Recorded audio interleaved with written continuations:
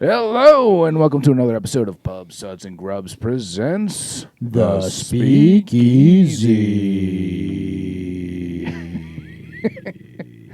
What's going on, guys? We have a special guest with us today. Ruben had mentioned. Ruben is here, by the way. Ruben, say hello. Give us a shout here. Give us a shalom. Ruben, he came through and he brought Mario, who it turns out that we kind of know Mario. This is such a small world. Yes, Yeah. It is. Everybody in New Jersey knows everybody else, and we just have to come to terms with that. It's either here in a basement in Chester or at DJ's, but it's going to be somewhere. An illegal basement in Chester. We have Mario. So John bowls. I bowled with his dad, and I graduated high school with his sister. One of my sisters. One of his sisters. And I used to hang out with the other sister. The other sister. Yeah, me and Ruben did. Ruben found out recently. He didn't even know that he was. It was a revelation. Yes, it's a small world. Luckily, and, my family reputation is not so tarnished that Yeah. I'm not kicked out of the basement immediately. yeah. Well, when I heard the name, I was like, ooh, the dog. Ooh, It's like, Delgado. see, because Delgado means thin, and I can see why you have problems with that. Oh. And he's Cuban too. Oh, yeah, there you go. Like Ruben. God. So, oh man. So we need more Mario Cuban. Let me puns ask in you this something, world. Mario, real quick before we start getting things going on this. Mustard or mayo? Mustard or mayo. That's what it was going to be. Mustard or mayonnaise. Oh, wow. On your Cuban. My Cuban? Absolutely mustard. Whoa, Ruben, you hear that? See, I agree. Mayo. I agree. See, So- like, there's also the white people who do mayonnaise on grilled cheese sandwiches, and there's just like Okay. a whole field of No. gastronomy that I'm not. Let me tell you something. One of my first jobs was at a Cuban restaurant working for Ruben's mom, who owned the Cuban restaurant, and I had my first Cubano there, and it had mayonnaise on it, and I never looked back. Never looked back. Is that the only job where you actually gave the boss the tip instead of the boss giving you one? I got paid $4. Yeah, because it's your mom. Yeah. I got paid $4 an hour. Nice. And I had to fight for that extra hour that I stayed after my allotted the time. I would say it was supposed to be like a 6 to 9 at the time. I was 17, 6 to 9, and I always ended up staying till 10 because there was so many. I was a dishwasher, so many dishes to wash, and I went to his mom and I said, "Can I get paid for that last hour?" And Yeah. she said, "Okay." I was so naive. See, that's why you got to work for the authentic Cuban restaurants. They give you the red wicker basket with the wax paper on top, and they just lob that into the back somewhere, and they reuse it, and you still have crumbs from someone else's sandwich in your bowl. Call me Cuban Pete. Hey. When I play the maracas, I go Chick-chick-a-boom, chick-chick-a-boom. But you know what, Ruben? It's okay because I spent an extra half hour breaking those boxes in the back. I didn't tell anyone that I spent extra time doing that. So, and pretended I was working, but I was really just standing All right, there. can we skip the shitty childhood and go right to the beer? Let's go to this beer. Where do we? We are back at Root and Branch. I was at Root and Branch recently over in Long Island. And But we did this a few weeks ago. We did do Root it and a few Branch, weeks ago. But because Kenny went, we talked about going. Yes. I couldn't make it, so you went I in my went. honor. I wasn't planning on going, but then it just happened. I went. John wasn't there. He was too cool. And I stopped there, and actually, I have a clip from over there. So I'll Do it up. Let's plug that in right now. What's up, guys? It's Ken from Pub, Suds, and Grubs. Having a few beers with the guys. What's up, guys? I see Dom in the background. Uh-oh. Hi, Dom. Hi. We're at Root and Branch. We're enjoying... What do we have here? This is Fear. IPA, obviously. It's an IPA. It's delicious. This is a new brewery. Take a quick... So, we are in the tap room right now. They got a little beer garden out here. Cool spot. We're happy to see Root and Branch doing something here. Good times. Cheers. So yeah, it was a great experience. And looks really cool. It was a cool brewery. So jealous. Yes, it was an awesome brewery. I Root and like what Branch they're is one of doing my there. They top have that little beers. beer garden outside. They have the nice tasting room. What do we got here, John? What a shitty drive, though. It is a Long long Island drive. sucks. It is a long drive. Yeah, they have all those parkways that go in one direction, and then like Yeah. people just throw themselves, and like potholes are just par for the Oh course. yeah, Pothole, Long Island. Yeah. Yeah, there's a Yes. part without potholes. You're like, oh, who's really paying the taxes around here? Like, Yeah. what's going Oh on? God, what a shit show. But This one is Infiltrator. It's an Okay. IPA. It's right. coming in at I forgot. We wrote it down. No, Infiltrator was at 6.5. 6.5. 6.5%. We're starting with the lower ABV one. It's a lower one, but Yeah. it looks Not really to say that's good. low, but Are it's you lower. a fan of Root and Branch? Have you ever had Root and Branch? I've had Root and Branch here or there, only on draft. I've never had an opportunity to get yeah. cans. You can't get this around here. It's No, sucks. it's tough. So now that they have their tap room, you're starting to see a little bit more and more of Root and Branch. It was like a hidden gem for quite some time. They were we had mentioned in the last episode they were Gypsy Brewing out of Evil Twin. Yeah. So it's cool to see that they have their own spot now. Definitely, And, definitely. Yeah. So let's give And us I'll one. get there. Give us one a whirl. Cheers, Mary. Thanks for Cheers. coming on, man. No, thanks Cheers. for Yeah. having Thanks, me. Mario, for making it, man. I mean, you're giving me alcohol, and I'm in a basement. I feel like they put out at some point. whatever it takes. Well, you paid the fee to get in, right? Yeah, exactly. You paid the girl to I go? paid with feet is to get in. Is Oh, that feet- what it is? feet. Yeah. They're, Root and Branch stole Ken's nickname, by the way. It says Infiltrator, but he's known as the Penetrator back in the Ooh, I thought that was hush hush. Ooh, Ruben must be telling your stories. There we go. Dude, this is good. Loose Yeah, lips. this is really good. This is good. Yeah, I mean, Root and Branch is John and I had this recently, and we said it's got to be in our top 3 right now as far as Yeah, breweries go. yeah. They're producing some solid liquid. This actually might be closer to my number 1, I think. Really? It is. It's got to be between Trillium and Root and Branch. Oh, I what do think you Root and Branch actually pays their employees versus Trillium, so Oh, they had a little bit of controversy a couple of years ago. Yeah, oh, I didn't know that. yeah. We're getting some drama here with Mario. Well, Ken can relate. He wasn't paid to work either, so I can see if he likes Trillium. You know, those are his people. You know? Do people in breweries get paid to work? I thought they get paid with beer. Yeah, exactly. Whatever's I'd like quit my Ken's job right in now. cans. Quit my job and leave my family if I can get paid for beer. So what do you think of this one, Mario? I mean, are you so- a beer guy first and foremost? I was a beer guy for a very long time. Okay. So basically, I didn't drink too much before I was 21, right? Hi, mom and dad. And then Same here. I did. And then when I turned 21, I drank a ton of wine, just because my family was a little bit more into wine. Okay. And then I drank so much wine, I gave it up for Lent, and people were like, "You were giving up wine for 40 days?" That's And like I'm me giving "Yeah." up pasta. Yeah, exactly. So it was like people were horrified. So I got into craft beer, and I never looked back. I left wine behind. Didn't learn too much about it. Yeah. Beer. I was always in the beer scene. I have friends that open up breweries. Cool. Bond Brewing in Bethlehem, Pennsylvania. I seriously Oh, right. suggest. Nice. And so that's my buddy Shout Sam out. Soda. Yeah. Thanks, Sam. Send the check in the mail. And so, and so, like I was always in that scene, but you could never really break through. It was always like some really, really rich 20-year-old and his buddies. Right. And all my friends were broke. And it really hurt me. So I never got into the scene. And then I fell in love with spirits, but I won't bore you with that. But I probably seen over 100 brewery tours. I traveled all across the country. I would base my visits to Chicago, Portland, Oregon, to California, breweries and coffee shops. Cool. Because I had to drink the coffee till I got to the breweries. Have you where been they to were open. Moore Brewing in Chicago? Is that the one we did Moore, recently? yeah. Was it No, Moore? I haven't. More, And yeah. there was another one. What was the other one? Microphone. Oh, microphone. Yeah. Microphone? Microphone. Mayfield's been there forever. Yeah. I went to Three Floyds. I went across state Oh, lines. Three Floyds. Yeah. Yeah. So I went across state lines, checked that out. I think there's something called like Atlas Brewing out there. I mean, it was a blur. It's mostly because my blood was as thick as tomato sauce from the pizzas. So like nothing went to the brain. It was just like beer. Geno's and East sauce. or what? Chicago pizza. Oh, Arturo's Pizza. That's one my Arturo's. dad went to when he was in high school. Alright. My family started off there. So. All right. All right. Oh, your dad's from Chicago? Yeah, my dad's originally from I didn't know Chicago. there were so- Cubans in Chicago. Yeah, Union City. I didn't know a boat went to Chicago. There you go. You know they. Once you get to Ellis Island, you're like, that's it. You're going to Chicago. Yeah. I don't like the look of you. And boy, were his arms tired. You know? So Chicago, Union City, and Miami had one of the highest Cuban populations when Castro came into power. You were given kind of like a 2-year-ish yield to fly out of your own free will. Gotcha.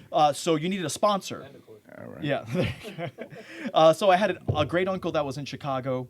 He represented my dad's family, so they moved there. And it's a terrible place for Cubans. So there's a book called Waiting for Snow in Havana, and that guy went to Chicago too. And it's just like a total climate change, a total cultural change. Luckily, Italians are very loud and they like to eat carbohydrates, so they fit well with Cubans.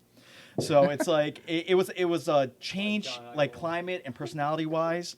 But yeah, Chicago used to have a massive Cuban population, and then they got wise and they started going to warmer places. But Union City, Yeah, because that's a big change of pace for someone from Cuba. I mean, you're right? going from sub-zero winter. tropical to you got those lake winds and all that stuff lake going effect, on. yeah. They thought cocaine was falling from the sky. They're like, oh my god!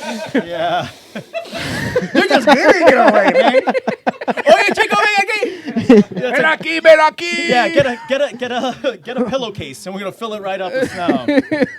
Coquina. Yeah. It'll still make you feel numb, right? I guess that's a trade-off. Yes. Say hello to my little friend. So, How about for yourself, guys? How many, like, I did brewery tours because I just love learning. I love going to new places. Between the both of you or individually, how many actual brewery tours have you gone on? oh, tours. Well, Not just like popping in and like. New Jersey's supposed to make you tour Yes. before you drink their beers. And that's bullshit. I've probably been about 30 myself or so. No, I can count on one hand probably. Yeah. Oh, really? Yeah. Yeah, I feel like you looking at the different equipment. I think it's pretty interesting from brewery to brewery. All right. Everyone has their style, their method, and it's also like relationships. Like, because someone would be like, "Oh, I have a buddy who has a hop farm," where other people have to get these massive contracts out west, and they have other commitments. When there's actually like hop growers in upstate New York, in Vermont, so it's kind of like District. people knowing each other. Yeah. District, I think Johnny over there grows his own hops. Yep. Yeah. Yeah, it's like you like to see that agriculture, and New Jersey's the Garden State. But going back on what you're saying about the legislation for having to do a tour, it's obnoxious. Oh, very, very. Yeah. And honestly, they put a picture of what it looks like to brew beer on like a wall, and they just look at it, and you're good. Yeah. There's your tour. There's your time. Yeah, exactly. Yeah, I went to a brewery recently. They were growing their own hops. Reddington, I think it was. Okay. In PA? No. It was here in Jersey. Reddington Brewery? Yeah. Never heard of it. Yeah, it was a nice looking brewery, man. Yeah? They had the whole hop farm and everything. It was pretty cool. Interesting. It's pretty cool when you see they're growing their stuff and they're using their stuff. It's like wineries. I that's feel like nice, all man. wineries should grow their own grapes, And but they don't. Yeah, they don't. There are a bunch of New Jersey wineries that are like, we're a vineyard, and they have like one raisin on the vine, Yeah. and they bring in pallets of Californian and Argentinian and Right. European grapes, and you're just Yeah. like, oh, okay, so you don't make this. You're like, I could do this. Yeah.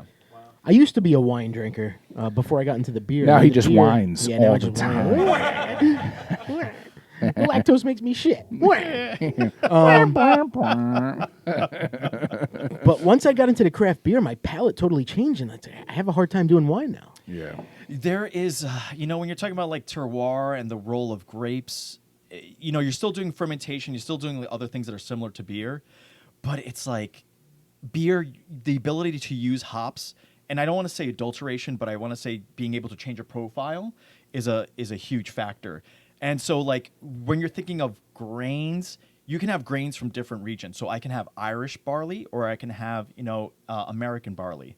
And that's how you think of grapes for like Pinot Noir. But we malt our grains on top of that. So we're showing we're toasting it, and the sugars express themselves a little bit differently in a little bit different flavor profiles. So it's like it has the advantage on wine like that. Yeah. And then on top of that, you have hops. And you're always going to use hops because you don't want your beer to go bad right away. So it's kind of like, damn, it's like I can see why you had such a different palate compared to wine, because beer has way more advantages. Right. Yeah. Did you just touch his dick? Yeah. I was like, thanks. What That's was like, that? Yeah. Is this like a Pavlov's dog? I say something nice and What's just tickles going the on? tip? I'm trying to be all discreet No, about that what wasn't I do discreet at down all. here. What are you doing? No, I think it was when my eyes rolled in the back of my head that gave it away. By the way, we have our mixer right in between his legs. All right. So Yeah. I was adjusting a little. Mario's mixer, we call Yes, it back here. I was playing with his mixer. Yeah, we call it the boom mic. Before we pick your brain into the spirit Yeah, yeah, section, yeah. And we're not talking ghosts and paranormal. Well, John would love that, Yeah. by the way. How do you? How did you meet, and how do you know? You're right. Yeah, I'm good. You mouth No, to mouth? How did you meet, and how do you know Ruben? As Ruben just found out, he knew my sister. But that's so weird.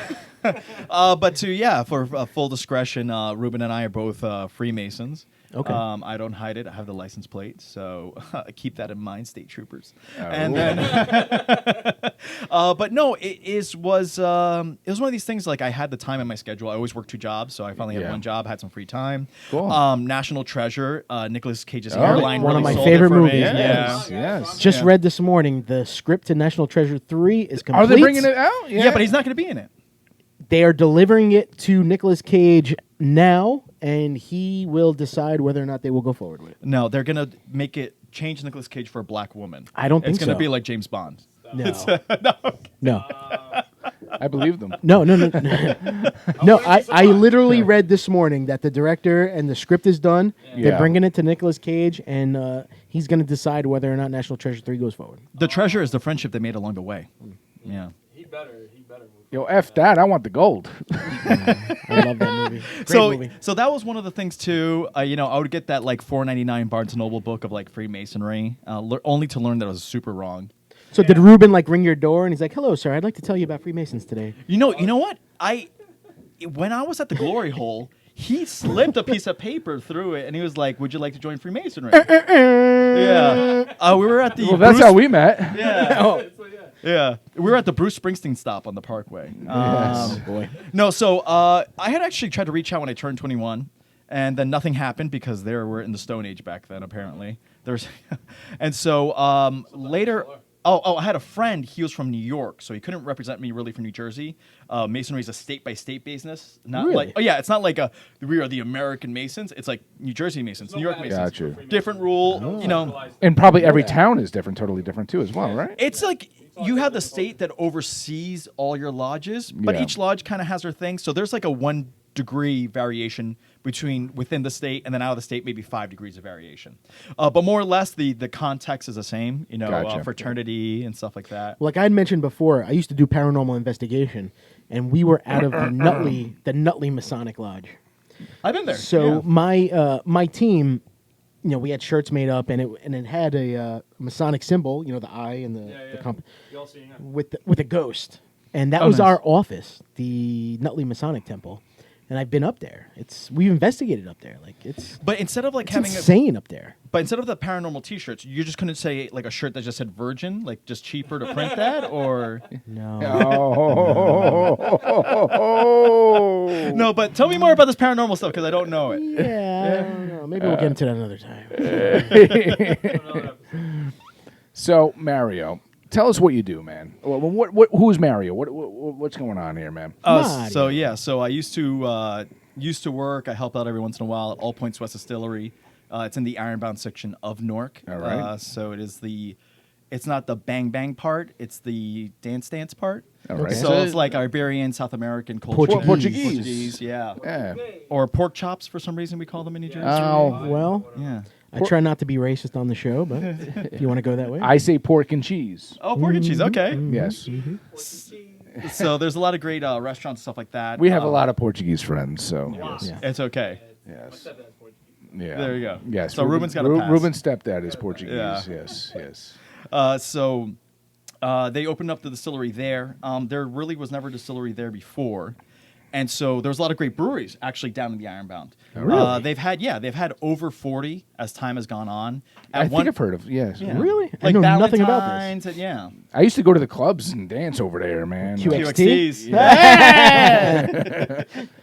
What was the other one? Club Excel or something? Or was no, it we had no, I don't know. Excel Lounge. Was that it? I don't know. Yeah.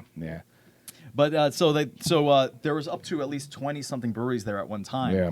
So in the 1920s, Patterson and Passaic were going through an industrial revolution. They're putting toxins and dyes in the river, so the brewers were like, "Hey, we really want good water to make our beer, Yeah. and we're making a lot of money for you, town of Newark. What can we do?" They paid up millions and millions of dollars of taxes, so they got the water line from Upper New Jersey. So when you go to High Point, you see the water reservoir with the stones and all that stuff. Yeah, been there. That Absolutely. goes to Newark. So those banging Portuguese rolls, Italian bread, pizza and bagels is because of that water source. That's what we say. New Jersey's great for their pizza and bagels because of the water. The water. It's all in the So water. it's Jersey water, bro. yeah. the water. It's our dirty water makes our Yeah. pizzas and our bagels taste delicious. I got 6 fingers because I drink out of the faucet. Exactly. Still good water. It's mineral rich water, right? And then what ends up happening is it creates a better product for your breads or for your beers. But unfortunately, there was a small company that's still in Newark called Anheuser-Busch.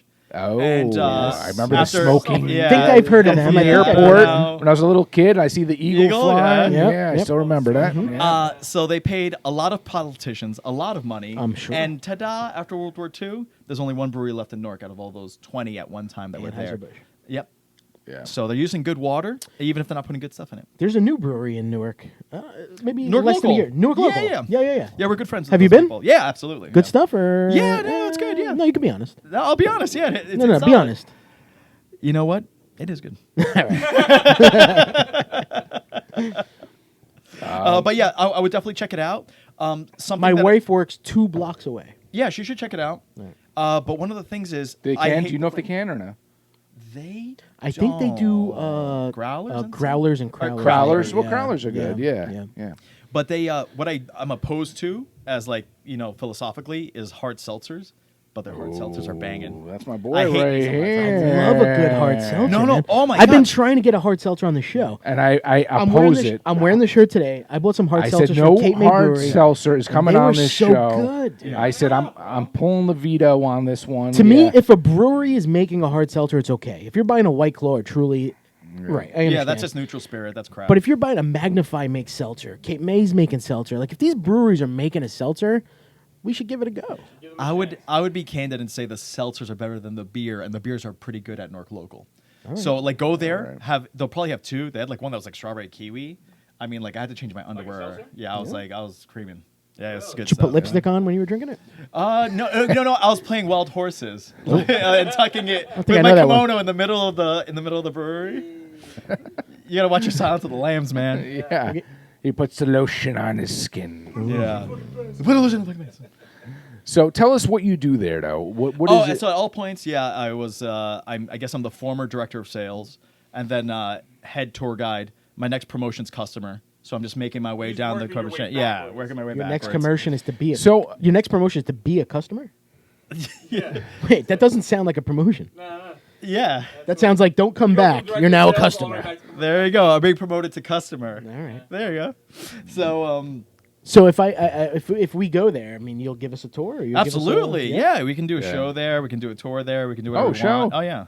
We've gotten that been request. telling We gotta start doing those. We've had We gotta restaurants take the that show want on the us road. to come and yeah. Do your So camera work, 'cause you're such a, you don't want to do camera work. yeah. Maybe we should get a camera guy, Ruben. You want to Yeah, be a camera Ruben. guy? There you go. Do you have a drone? When you go, I can get a drone actually. All right. So let's do drones. You have a and steady hand? cameras and You look a little shaky. Yeah. yeah. All right. Yeah. I So took cocaine before the show.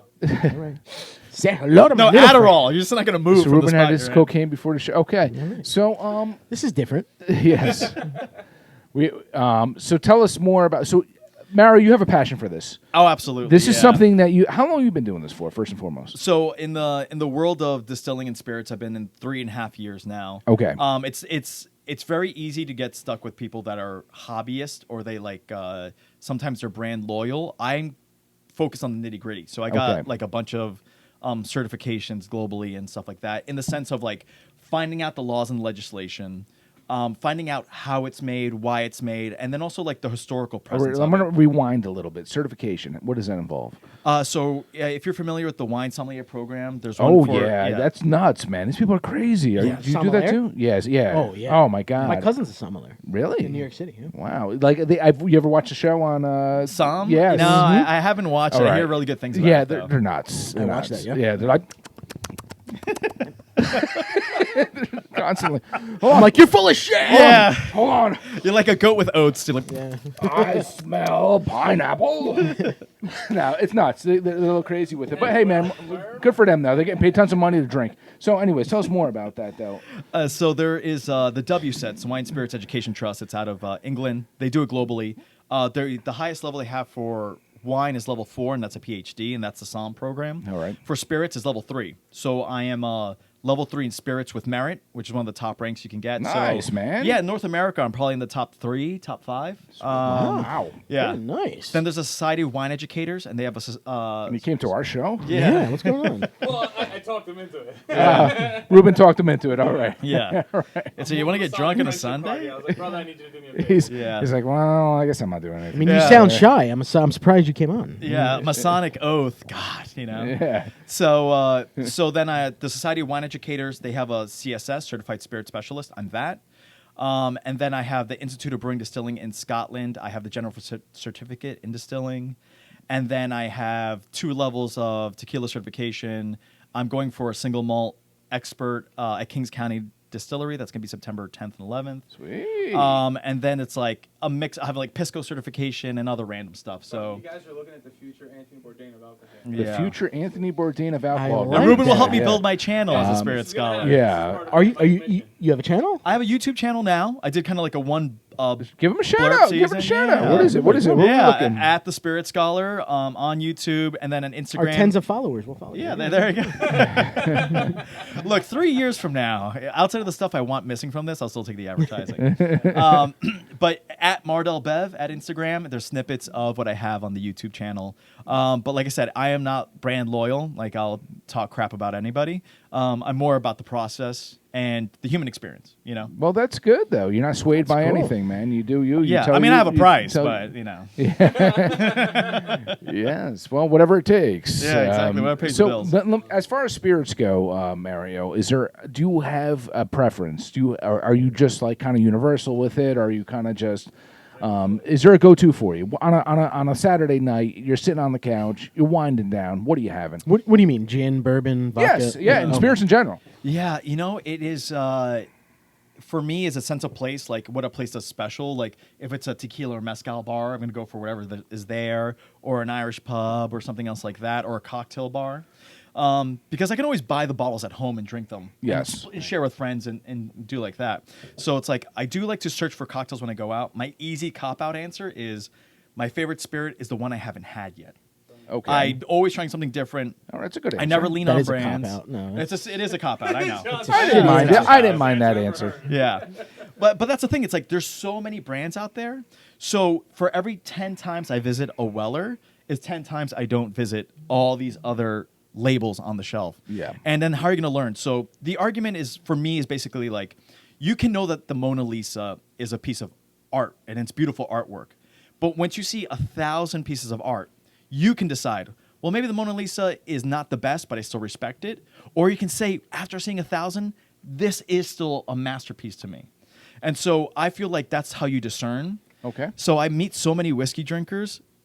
Somebody would be like, I drink whiskey. And I'm like, what do you drink? And they say Hennessy. And I'm like, okay, I don't know where to start that conversation. For listeners out there, it's cognac for Hennessy. It's made with grapes instead of grains. And there's no problem with that. I'm just saying that know what you're drinking. Drink what you love and Yes. love what you drink, but just Yes. have an understanding of what you're drinking. Yes. Well, you can respect it a lot more if you do. And just understanding the process, like, okay, great, you're going to spend this money?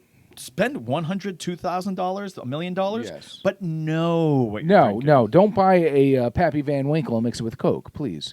Oh, I've crossed paths with people like that. Yes. Unless you make millions and millions. If you make Ruben's saying unless you make millions and millions of dollars, but that still doesn't mean. Well, that means you're just an idiot that makes millions of dollars. Yeah, there's a apartment buildings right before the George Washington Bridge, and there are people there who drink whiskey who are very out of touch. So they will gladly take a $200 bourbon and mix it with Coca-Cola, and like you're like the Indian in the recycling commercial, and the tears coming down your face. Like when I buy a $100 bottle of wine, I put ice in it. That's fine. Yeah. Yeah. Oh, okay. As long as you know what you're I doing. always get a second look. Like, You owe like it. people look at me funny when I have ice in my red wine. No, but you own it. Like, who cares? Yeah. And- So like if you watch the movie Neat, they say the right way is the way you The way you like it. Yeah. You like to drink it. Drink it Yes. the way you want. Yes. The way you like it. So there is nothing. I mean, come on. Be straight A up with preference? us. What is your? I mean, come on. Yeah. There's got to be something. Yeah, don't dance You're on around. your Come on. deathbed, bro. What is There's it? Jesus. I guess I would say Rise. You know. Okay. I did bring a Rye. Yes, bottle. he brought. Yes, he brought this rye. We're gonna have it later. But we're gonna actually we're doing something different today. We're doing two whiskey, spirits, and We're all getting DUIs on the way home today. There Yes. you go. Yes. Yes. Yes. Ruben's gonna drive Yes. my car, and I'm gonna run along the side of it. Yes. So, but your underwear. we'll get into that. Thank you for bringing that, by the way. But yes, so you like the ryes, and this is a Texas rye, by the way. So once again, we're like I said, because we have Mario, who's a spirits scholar / connoisseur / I hate snob. I'm a snob. I'm an educator. I like I'm. So we brought we're doing this episode's a little bit more focused on spirits, which is great because I kind of like that, so that's nice. Thank you. I'm more like I really want to make it approachable. That's why I'm crass, and I'll give you all the information you want to know. Yeah. I'll let you know the best ways to get drunk. But it's like I just feel like you're talking about a beer, right? And you say these hops and these grains and then advertisement. Yes. And you talk about wine, you talk about this vintner, these grapes. And then you talk about vodka or whiskey, and it's just somebody in a bikini or somebody dressed like James Bond. They're selling you an image, and it's like the marketing is what kills me. Gotcha. I want people to have a better understanding, and maybe 10 Yes. years from now we could say, oh, this mash bill is different from Well, so-and-so. you know what? I went to a distillery recently. This is something that I felt like an idiot for not knowing this. But basically, when it comes to gin, it's just almost like a vodka with everything added to it, correct? Correct. So technically, you could have a whiskey and throw juniper, but why would you waste that? Yeah. So the government, it's called Chapter 4 in the TTB. That's the regulation that you follow for making spirits in the U.S. And so you can add juniper to anything, and it would technically be a gin. But people usually use neutral spirit, which is Okay. 95% distillation. To make your rye or your bourbon, you can only go to 80. The American government wants you to taste those grains. Once you hit 95%, internationally, it's neutral. So if you had a bad experience in high school or college called Everclear, Oh, yeah. this is what I'm talking Absolutely. about, right? 100%. So if you add water and filter Everclear, you're going to have vodka. But if you add juniper to it, you're not going to filter it because you want that juniper flavor. You're going to end up with a gin. But beyond that, you have an unlimited potential for botanicals.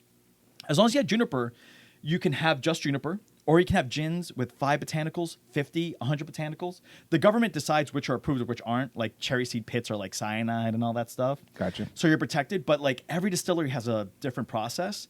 And then on top of that, there are 5 different points in distillation you can introduce those botanicals. So even if you had all the same 10 ingredients for a gin, introducing them in different parts, you have a million endless combinations. So gin is really a case-by-case basis, but ultimately it's vodka with better brandy. Yes. Interesting. Gin's one of my least favorite things to drink. It's grown on me over the years. If you have Yeah? a good gin, you need a good gin, I feel like. When we went to the distillery Do up Good? by the Catskills, Yeah, Do Good, yeah. Once we got to the gin, I was done. Yeah. I can't do it. You went to Catskill Distilling? He does the grappas and stuff like that, right? It was I'm thinking the same it was guy. the old Prohibition distillery that Oh. they changed to Do Good. But I have been to the Catskill distillery. Yeah. They have a honey rye that I actually have over there that we've had on this podcast before. But yes, this one was different. But yes, it was a good tour. That was a good tour with everything. Have you guys ever covered how you got into spirits? I mean, you have quite the collection. So what really set this off? All right, I know before we John's get like there, beer, yeah, yeah. before we get there, let's let's let's give get, a little let's do range. this because we're gonna get into a couple more spirits. Yeah. Let's do the second root and branch. This is Life and Fate Part 11. 11. A couple weeks ago we did 9. We skipped 10. Kenny did it at the brewery. Yes. We're going to 11. So this is their newest one right now. I believe. Yes. Yes. And this is coming in at 8%.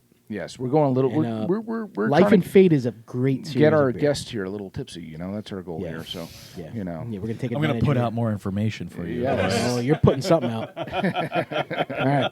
So this is Life and Fate 11 coming at 8% root and branch. And, cheers. cheers. Cheers. Guys. Thanks, Mario, for coming, man. Oh, no, We no. appreciate Thanks it. again. We got Yeah, Ruben thanks for some at the end Ruben. there. Yeah, there you go. Ruben, Cheers. Reach over. Reach over. Reach over. reach around, you know? Yeah. Bro, I'm gonna tell you right now, it tastes bacon. It tastes bacon. Bacon. You Ruben just tastes yelling bacon. that? You just yelling that, or is Yeah. it real? Ruben's. Yeah. There's a little. This is It's like a freaking smoky, awesome, man. It's like a smoky hint or something. This is freaking awesome, man. Yeah. Yeah. This is. Yeah, root and branch is. I think it's my number one. Number Nice. one. I think. Wow. Number one. Now, climbed. It was in the top 3. Now it's number 1. Now it's number one. Yeah. The more I Number drink, one, and he'll be like, this is number one. Yeah, whoever's in his mouth at the moment is really the top Yeah. person. that's what I tell all the gals and guys. You're my number one. No, seriously, like this is good. What do you think, Mario? You like it? I think it's fantastic. The more I drink of Root and Branch, the more Yeah. I fall in love. Yeah, this is good stuff, man. There are purists out there that aren't a fan of this style of like the cloudy beers. It's called the TP test. Like how much toilet paper, what ply that you can see your fingers or hand to the other side. And this is That's how I judge my beers. I don't want to see through it. I do not Yeah. want to see my fingers. and so some people think that's a positive, something that's negative. It's a young beer. I think it's a positive. Yeah. And it has way more flavors that you can get out of it. Yeah. But ultimately, it's a young beer that hasn't had time to clarify and clear out. But they're also not adding crap to clear it out either. Yeah. No. Oh yeah, it's They're doing great stuff. and no lactose. That's number one. Number one. Number one. So you're not tuning it up back here. Yeah, No. Nope. Because speaking of TP, I mean, you go through a whole roll. I mean, you drink some of these Yes. lactose beers. The If second my- you have it, the bubbles start creeping up. If my it's finger awful, goes man. through the paper, that's a problem. Yes, that's a problem. That's a problem. Yeah. And then you go, smell No, it? Do you smell it? know do. thyself. Do you I wash do. right away, or do you wait till you finish wiping? No, wait till I finish wiping. Oh, okay. Then you only got these fingers to work with when you're done. Yeah. Then you gotta. Then I touch the phone and the handlebar. there and you the go. flush and- Another solid one, guys. Root and Branch, by Yeah. the way. This is a good one. No, you guys are doing great over there. Yeah, I great can't wait stuff. to get there. I have to get there soon. Yeah, you have to. You have to. Yeah. But back to what we're saying, as far as spirits, Mario, as far as how we got into it, Yeah. I was actually more of a Scotch guy, and He was a then beer guy. well, I was always a beer guy. He was always a beer guy. Ruben said you were a beer guy. I was always a beer guy. But I was also I got into Scotch a little bit more. And then I was doing a lot of Irish whiskeys, and then I don't know, something with the bourbon. I had a few, and I was like, man, I kind of this is what I really like. This is the flavors, the corn. You know, that's really what got me hooked, I think. Scotches are a little bit too unpredictable depending on the region. Some of them are too smoky. Some of them, you know, it's got to be a particular one. My go-to was always like an Oban Little Bay or something, you know. But and then just I got kind of hooked on the bourbon bug, I guess you can say. So that's kind of how I got into it. John, if you got to check out our earlier podcast, we started this podcast. A fun thing that we started to do was a segment of it was getting John to like bourbon. John didn't know anything. Bourbon and whiskey, hated it. He didn't know Hated anything about it. Hated It was new to him, and my goal for at least the first 10 episodes or something was getting John to like bourbon. Yeah. Nice. So if you watch them from the beginning, we started with old fashions, and then Yes. I was always the one I that had eased him ice, into it. ice in mine, Yeah. and we watered it down a little bit, and then we Yes. got into the neat, and Now now I'm kinda- buying my own. Yeah, Yeah, Now now I'm he's- getting concussions from drinking so many beers. So your dealer was successful then. My Yes. dealer was He successful. got, he, Yes. got, he gave you the free stuff till you got. I hooked and am paid the for it. ultimate enabler here. Yeah, a little too successful. Yes, yes. So that's kind of how we started with it. But as far as for you, though, what got you into spirits in general? Is there something that kind of, triggered this? It was going into All Points West. I got a Groupon. I never thought Groupon would change my life, right? Yeah, right.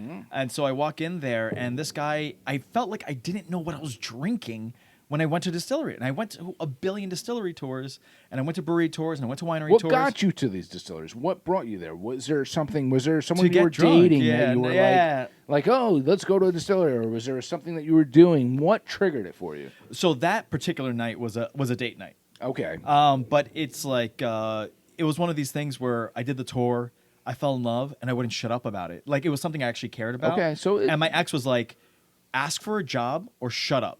And I was like, "Okay." So I asked for a job. So I got the job. The ex went though. If it was that easy, yeah. Yeah. That's crazy, yeah.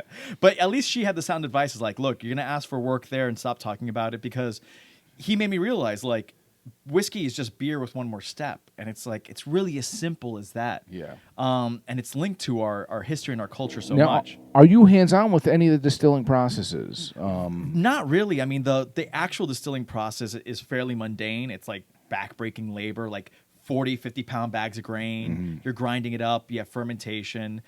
So basically, if you like home brewed, you've done half of the damage. And then the rest of it is distillation, where you're just putting it into kettles and it's vaporing.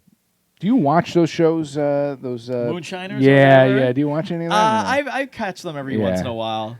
They're interesting. They are interesting. You learn something though, actually watching these guys Yes. and just what they But do. you do actually have a part in the distilling process. In the distilling process, not so much as like the after effects. So like Yeah. I do more of the blending. Okay. So like when you have a bottle of whiskey, Some distilleries are thousands of barrels. And basically, they'll take places that are all the way at the top of the rick houses, which is like their aging rooms, the bottom of the rick house, and they'll just blend them all together so they have something neutral. And that inventory might last them years. Yeah. Where we were doing on a small scale, batch-to-batch basis, we only did 225 bottles at a time.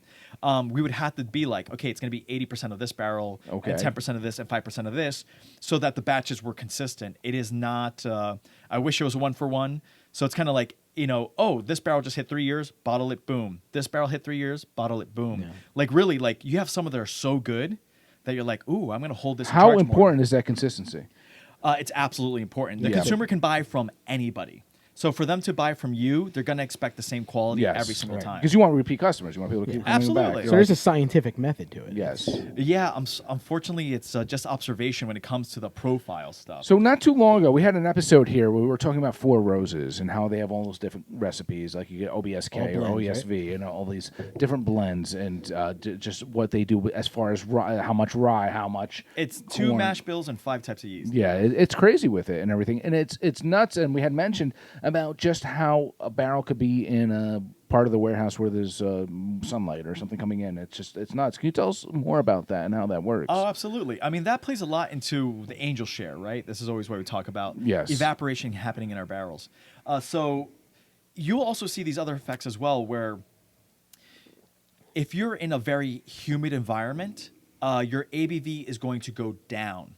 Okay. So say you made 100 gallons, next year you have 95 gallons, and then even though you were 50% alcohol, now you're down to 48% alcohol because the alcohol evaporated, not the water. Water stayed the same. Interesting. So it's going to lower your proof. I would have thought the opposite. Yes, Yeah. I would If have it's thought the really proof went humid. higher. Yeah, if it was like Ireland or Scotland, somewhere damp and moist.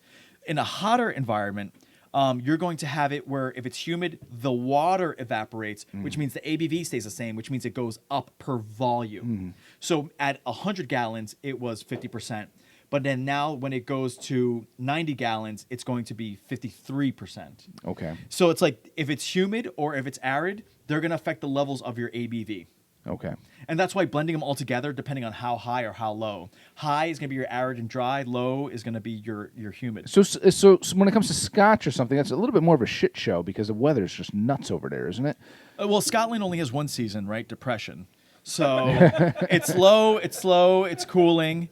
And the thing is, you have a lower angel share. So you have 1% angel share versus the 3 to 5% you face in Kentucky or New Jersey or something like that. Scotch only comes from Scotland? Yes. Oh, shit. Yeah. So Learn something new every day. you can have single malts outside of you can have single malts outside of I Scotland. did not know that. Yeah, It's why it's Scotch. Okay, makes sense. Yeah. So whiskey is any grain-based distilled product less than 95% alcohol. Once you hit 95% alcohol, that's why you can have corn in a Tito's, or you can have wheat in like an Absolute vodka or something like that, or grapes in a Ciroc. That 95% is neutral. So less than 95%.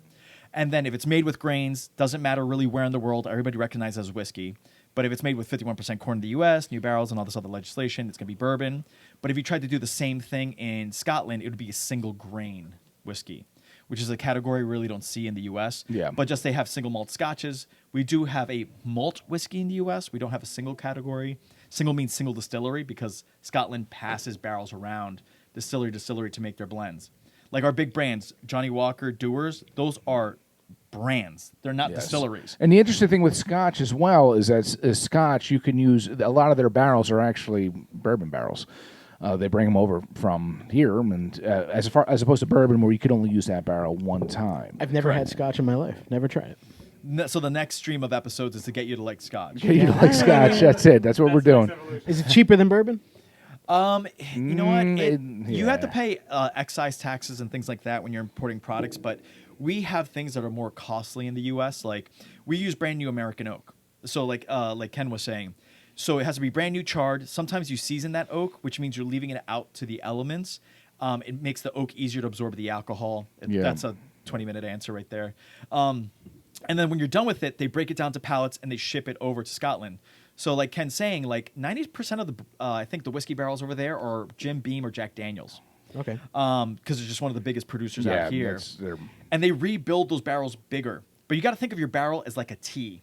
And if you put a fresh tea in, it gets the color right away. Yes. If you try to reuse the tea, it's weaker. Right. So in the U.S., you can have a beautiful 2-year-old bourbon with nice color, nice flavor, where 12 years is usually the boilerplate we see with our whiskeys. Macallan's, Glenlivet, Glenfiddich. 12 years is like the baseline. So the influence of that barrel and that oak, and also the temperature. So that 1% angel share is not going to get me that much extraction from the oak. But that 3 to 5%, because I have 4 seasons going on in New Jersey or Kentucky, it's going to give me more extraction and more flavor. Right. Are you a tequila guy at all? I would, yeah, absolutely. Because I feel like tequila is starting to make like a huge surge. A lot of celebrities Like are behind it was I don't craft beer, then it was bourbon. Now I feel like it's tequila starting to move on. Tequila is going to, projected, outsell vodka in the U.S. in the first time in Yeah, I feel like US vodka, history. rum, gin, like that's starting to take a backseat to bourbon, whiskey. Yeah, rum absolutely, which is a shame. But rum is a case-by-case basis, almost like gin. It's the wild, wild west of spirits. There are dark rums that have never seen a barrel. They have artificial coloring and flavoring and oak flavor. And there are clear rums that were aged. They filtered it out. Right, right. So that sucks. But tequila, yes, is growing. Mezcal is huge too. There's some other categories that if people who are really interested in the world of spirits, Racia, Bacanora, Sodal, these are tequila mezcal adjacent or similar or regional differences. Sodal is actually from a different part of the family. But I'll give you a fun tequila fact. Sure. The agave plant is actually in the asparagus family. Really? So you're Does it having- make your pee smell? Yeah. Depends how much you drink. Yeah. But it all matters. It's like, it's basically in the asparagus family. It breaks down a little bit different in your system. It's inulin versus like maltose or sucrose or something like that. But basically, it's like tequila is its own element, but it's like you're just having agave. If you ever see a mature agave plant, it grows this huge stem, and it's a 9-foot tall asparagus plant. Right. Like that you can barely put your hands around. Right. It's insane. But like tequila, you think of an old Mexican drink, but now it's like in America, like tequila is becoming huge. Yeah. I mean, not only Casamigos, Patron, absolutely. I would say Casamigos is like taking over. Yeah, and everyone's fighting for the Cristalado, which is what they use for Clase Azul and all the other stuff. And so the añejo market right now is suffering in Mexico. So Right. it's one of the oldest age statements, and they're filtering that color out. So you have the smoothness and flavor of añejo with none of the brown spirit. And what ends up happening is Clase Azul is not only like conquering it and charging like out the wazoo, like Avion and all these other brands that never made that style before are soaking up inventory. So finding a standard añejo over the next 5 years could be impossible. It's because the Chinese are taking over the world. Is that what it is? So, All right, so what do we got? You brought yes, this, right? this is one. Thanks, Mario. This is a Texas Rye by Balcones. Or am I saying that right? Or is it Balcones? Balcone. I'm not Balcones. sure, Yeah, this is we. Don't change how it tastes. Yeah, I think when it comes to Balcones, it's such a unique taste. And I mean, it just so. I mean, I've seen them different variations with American oak. There's French oak, and do you have a preference? So the real answer is that American oak barrels are about $400 and French oak barrels are about $1,600. Okay. So there's a preference there. But in the U.S., there's no minimum or maximum size on your cooperage, on your barrels. Okay. So you can have a 5-gallon barrel in the U.S. or you can have a 5,000-gallon barrel. As long as it's oak, doesn't matter where it comes from, and charred, it counts. Yeah. So that's also going to be an influence. Remember, going back to the tea argument, the size of your cup is going to be the Yeah. influence of your tea in that water as well. Very interesting. Very interesting. Well, I mean, this smells good. yeah. Yeah. This smells like dessert. So we're not doing our typical bourbon. We're doing a Texas Rye right now, man. So you got your. Where's your hat? That's a big pour. Yeah, I know. I thought That's a that. big Also, the I ABV is like thought through that the when I roof, poured by it. the way. Oh, actually, is this make an example? 62%. So that's going to be 125. So this Balcones is at 125. The highest temperature, the highest proof alcohol you can put into your barrels for American whiskeys, for rye, bourbon, wheat, or malt is 125 proof. So Balcones let this rock for another year. The ABV would have actually gone higher than the legal amount they can put it into the barrel, and that's because Texas is just so damn dry and hot. Yeah. So it's almost like it's breaking the rules, but it's not at the same time. Now, you said this was a store pick. Yeah, store pick. So they'll bring samples to the accounts and they'll let them decide the profile that they like the most. If it's a single barrel, they'll make a commitment. Maybe it's usually around 40 cases or something like that for 6 packs. And then, but it's it's something unique and special, and this is just isolated. You know, it's this one-time distillation. Each barrel was different, so you can never revisit it. Okay. You know, you got to enjoy it while it lasts. Well, let's see what this liquid's Let's about. try it. Yeah. Smells good. Cheers. Cheers. And we have another one coming after this. We're That's doing why I Ryes gave today. some to Ruben over there We're in the doing, corner. yeah, that's why I was laughing. I know. That's why I was like, laughing. dude, I was come like, on. I gave him a big pour. My bad. So, the opposite is happening in Texas that we're dealing with Ireland, Scotland. You're having 4 seasons in one day. The very fancy SAT word is diurnal temperature. So the highest of highs and the lowest of lows in one day is so extreme. So the breathing in and out of the barrel is giving you more oak extraction. Yeah.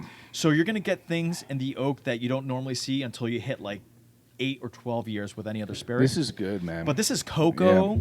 This got like a vermouth bitterness notes. It's like a Manhattan in a glass. I'm getting a little cinnamon raisin toast on that. Absolutely. Yeah. And that's all thanks to the oak. Yeah. So I was going to say, it burns going down. It burns. It's rough. What's But the the temp? flavor, though, is freaking phenomenal. Yeah. Yeah, I mean, if you can always add a little bit of water. Yeah, There's I- no crime in that. I like to sip in a sip of water. He's sip got of his bourbon, method and of I his squish it in my mouth. Yeah. There is a very fancy whiskey connoisseur. His nickname is like the Nose, and I think he's with Dam or Is he in the Mafia? No, he's not. Vinny the Nose. But he knows his bourbon. He's got quite the schnoz, though. Oh. And he says that you should actually, when you're evaluating spirits, you should actually be doing it at 20%. So that means cutting half of what you have with water. Keep in mind, always put water into whiskey, not whiskey into water. Yeah, that'd be weird. There's a process called sopification. There's a lot of oils that we're dealing with here, and they'll break out of suspension, and it'll taste like crap. So always have your dram first of your whiskey, and then a little bit of water at a time. And you'll literally have a chemical reaction. The water will go into the ethanol and break out these new flavor chains that are hidden behind all that That's why we alcohol. always do it, man. I Yeah, saw that in Neat. They Yeah. talked about something like that. Oh, in yeah, Neat. maybe, okay. Yeah. Yeah. All right, I'm gonna pour a little water. Neat. Once again, neat reference. We're yeah. So like always a little bit of water into the whiskey. Room temperature is best. Yeah. And you're gonna have a chemical reaction. Some spirits actually warm up even though the water is a little bit cooler, just because you're just breaking chains. Like there's always gonna be something going on. Right? But think of it like That's this. like cinnamon toast crunch. Yeah, that's what I'm Oh, saying. yeah. That's what I'm getting. I'm getting. That's nice, man. Now with a little bit of water. Dude, a on it, little bit of nice. water takes that burn away, and the Yeah. flavors come out. Popping. Yeah, it's solid, man. Very solid. Some Yo, what- Texas whiskey. yeah, it's Yeehaw. legit. Yeah. I love them Texas women. Yeah, and the Texas women. Ruben's like, I love those Big Texas in women. Texas. Tits and Ruben's ass. like, I'll give you a green card, baby. Let's go. I'll give you a green card. Yeah. So I mean, as far as Texas whiskey, and as far as bourbon goes, do you lean towards one over the other, or I always find Texas whiskey just really fascinating. Okay. It's typically going to be a bourbon. You know, we're blessed with a rye today. Like I said, that is my slight preference. Yeah. What do you got for me? Texas.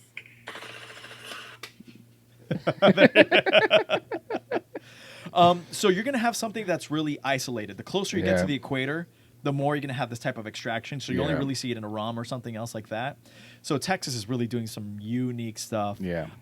And the levels of extraction they're getting from the oak, you're just never going to see because no one else uses new barrels besides here in the U.S. yeah, So this is kind of like isolated. It's beautiful. It's singular notes that wouldn't be present elsewhere. So you could never duplicate what we're doing here with the same ingredients in a Scotland, in a Kentucky. yeah, and it's crazy what Mario's been talking about as far as the temperature, as far as humidity, as far as there's so many variations that you could throw at it. Yeah, it's just unbelievable, and it just makes you kind of like whiskey that much more. Yeah. Talk to him about sunlight, bro.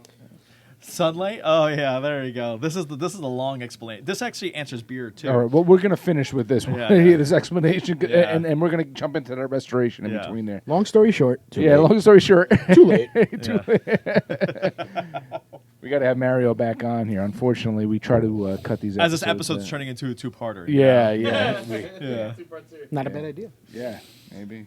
But yeah, so Texas whiskey, fascinating. I guess the next thing we're gonna move on to is a Kentucky rye whiskey. Why does Kentucky feel like they have to name on the bottle? I don't know. That's not illegal, protected, anything like that. But what you do have is with this restoration, another going back to neat is what was featured there. They focus more on terroir. So most people think like, oh, only in grapes can you have terroir. Going back to the beer argument that there's so many options that you have. They're saying, no, you need very specific corn, you need very specific rye, and it's going to have a sense of place. Dan Arnold wrote a book called The Terroir of Whiskey, making the argument like Empire Rye, which is like a New York rye style, is very unique to the U.S., and they want to create a legislation for that, like they do with like a Kentucky whiskey or Tennessee whiskey. That's Kevin Arnold's dad. Yeah, there you go. From Happy Day. No, Happy, Wonder Years. Wonder Years. Yeah, it's like what childhood story was that? Yeah, Wonder Years. So this one is actually aged 3.5 years. So you can see just a massive color difference between the two. Yeah, it's like It's my two different climates. my pee at night, my pee in the morning. There you go. I would suggest water. No. At some point. If So that's your case. Is that what it is? Before we dive into this next one, as we're sipping on this, we're going to talk about it a little bit more. This is Restoration. This will be our next one we're doing. Like I said, we're focusing this episode a little bit more on our spirits because we have Mario with us, and he is, he knows his shit. Level 3 certified G. Yes, yeah. He's not a G slice. No G slices here. No G slice. He's the G. Yeah. So. This is Restoration. This is Castle and Key. If you watch the documentary Neat, they mentioned Castle and Key. Castle and Key took over Old Taylor, basically, right? I mean, that was the restoration process. Of, yes, Old Taylor, which was an old staple of bourbon, and when you watch that show, you'll see a pretty blonde distiller that was on there, which I don't think she's on there anymore. Very she's pretty. She's not part of it anymore. No? She's easy on the eyes. Yes. Bourbon, hot chick. Okay. So, anyways, I don't know if she's part of the distilling process anymore. I don't think she is actually. But as far as Castle and Key, Old Taylor, so we expected great things from these guys. We're gonna jump into this one in a second. Anything you have on this one here as far as Castle and Key? The argument that I'd really make as far as these products go is that in the U.S. we really focus on oak and the influence that oak has on our product, where in the UK with the Irish and Scotch whiskies, they really focus more on the process. So like we use Vendome stills or column stills in the US, more or less. It's more cost effective. You can run them 24 hours. So like hotels, they don't close the doors until they go out of business kind of thing. And you can keep pitching beer in and making your whiskey and just popping it into barrels.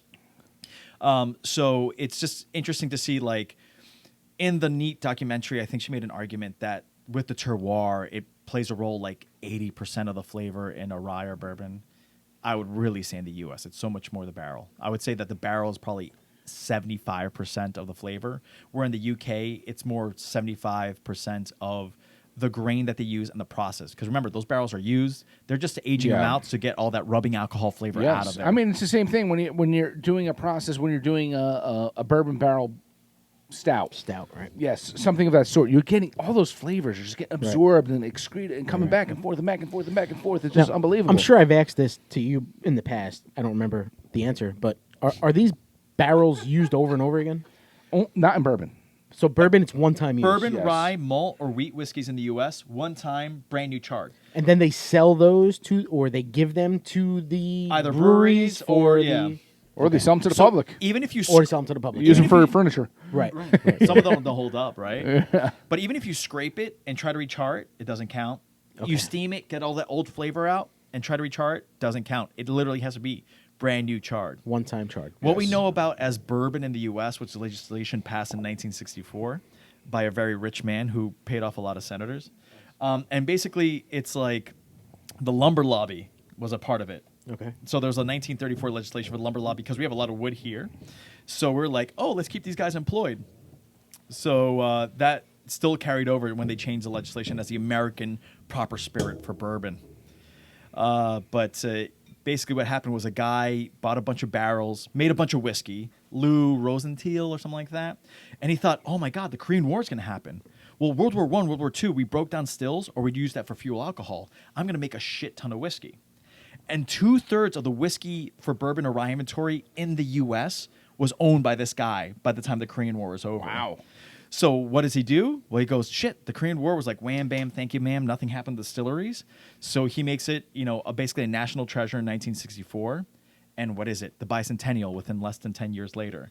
American pride, drinking bourbon. So don't think that what Thomas Jefferson and George Washington were clinking after battles was the proper bourbon that we know today. Right.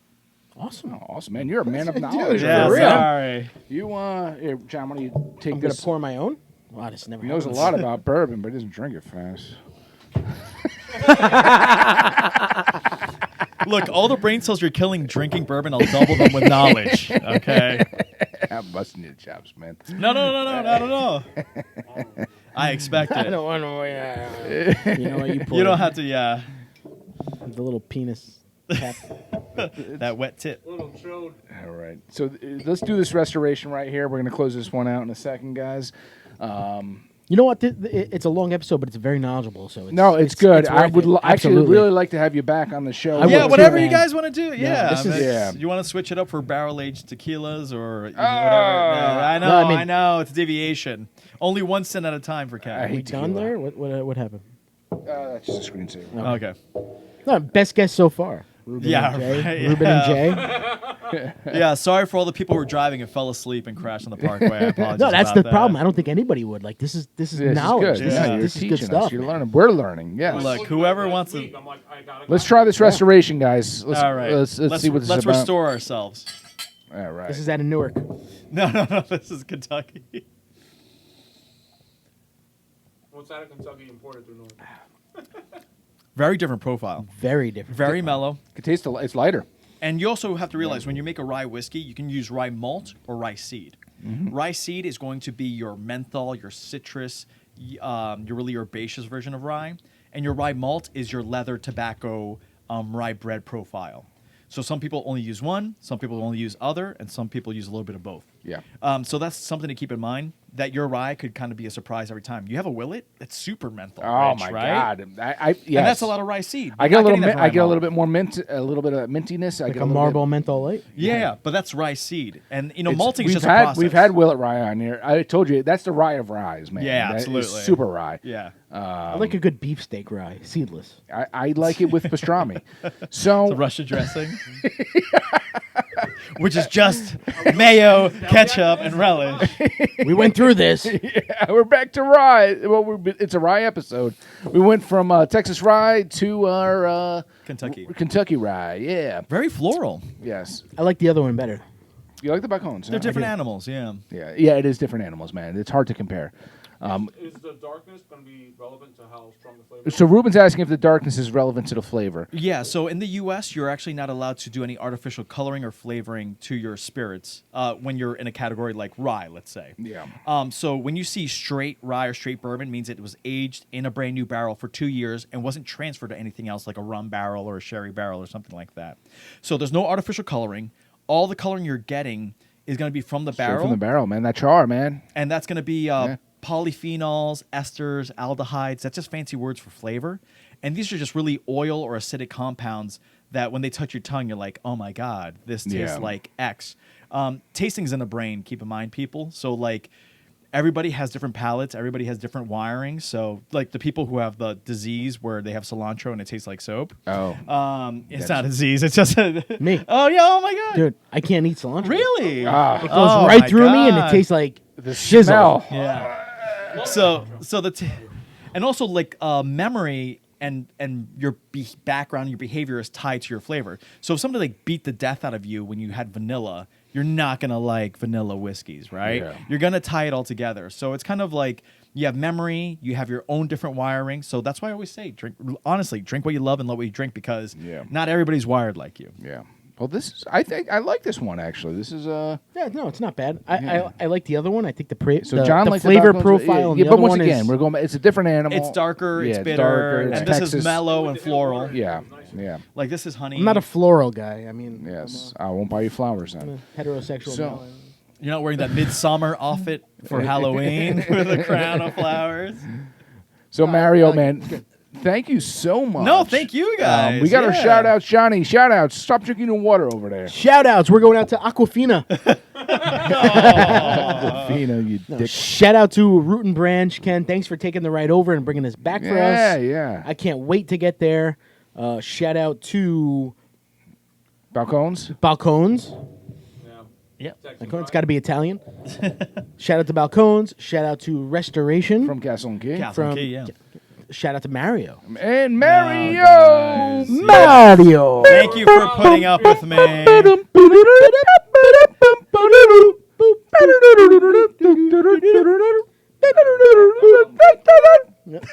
Suck I it. hope you saved the princess. Yeah. Suck it, Billy Joel, and your a cappella group, okay? We would love to have you on again. man. Yes, in Yeah, all, in all I would love to be seriousness, back. Did you have a good time? I had a blast. I want to hear about this Thank you. paranormal stuff. I hope you though. don't mind hanging out with a couple clowns right here. No, not at all. You know, we had a great time, and we actually want to pick your brain a little bit more, so we're going to have you back another time, man. Okay. No, I'll be back anytime. Yeah, man. Have some free bourbon. Yeah. Beer Oh, and- God. Our listeners and watchers, please subscribe. Subscribe, comment, Share, comment. like. If you hate us, We tell have- us you hate us. Our subscriber list is growing, and our view list is growing, but our like and comment section we is not. need a little bit more. Those Like Russian and bots you guys subscribe. got. Yes. Tell us what you want us to talk about. Tell us what you want us to drink. Yes. Tell us who you want us to have on. Yes. Girls. Girls. Ladies. Girls. Yeah, Ruben just said a girls. topless interview? Come on, Yes. bro. Like, That's a little bit.